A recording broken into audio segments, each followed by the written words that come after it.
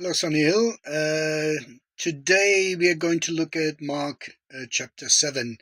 Hope you enjoyed so far your readings. One of the things that stunned me reading Mark 7 was the uh, very detailed description on how Jesus reprimanded the scribes and the Pharisees, especially about them complaining about eating with dirty hands and his disciples not doing the traditions that were passed down.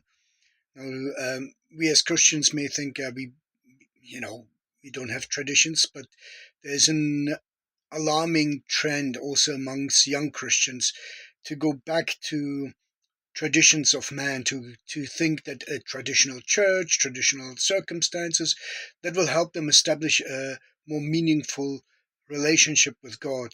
But God is not interested in our traditions, neither our maybe what we could call our golden calves we make ourselves, and think by keeping these traditions we can please God more. But God is asking us to have a living relationship with Him that is more real and makes His word alive in our hearts, and not just complaining about others and that they don't keep this or they don't do that.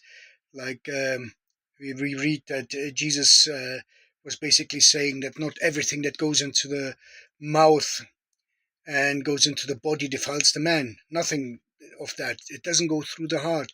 It is what comes out of the heart of man that defiles him. So all the sexual immorality, the envy, the bickering, the evil speaking of others, the lies, the theft, all these things come from the heart. And Jesus is making it very clear that these are the things that he will judge, which are wrong, not what goes into the body, not the traditions we think that are important to be upheld, but what's wrong with our hearts, what's wrong in our thoughts, in our deeds. That's what he will judge.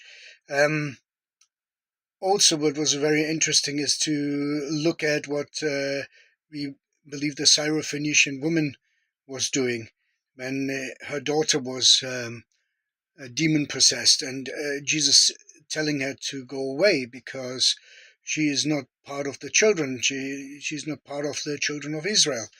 And she says, but even the dogs eat of the crumbs of their masters. And Jesus saw her faith. Now, why would Jesus send her away and not do this? I don't think he was sending her away, neither was he talking down on her as not worthy of his care, but he wanted to see and have her witness the testimony of what's in her heart, and her humility that she realizes that her ancestors had not kept to the tradition, well, not to call it tradition, to the faith that was given to the Israelites. And she was a person who was always attacking, or her nation, the Israelites and their faith. And by her acknowledging that and understanding that there is grace in God's eyes also for others, she opened the door for Jesus to heal her daughter. He said, go away, and your daughter, the demon that possessed your daughter, is gone. And this happened very much there. Now in Mark it doesn't say it, but in other parts of the Gospels it says that he was recommending her faith, that she had great faith, and which she had also not seen in others in Israel. So we can learn a lot through humility and through the right attitude when we come to God, that we can gain access to his blessings and to his care and to everything that he has prepared for us, even much more than we are children of God.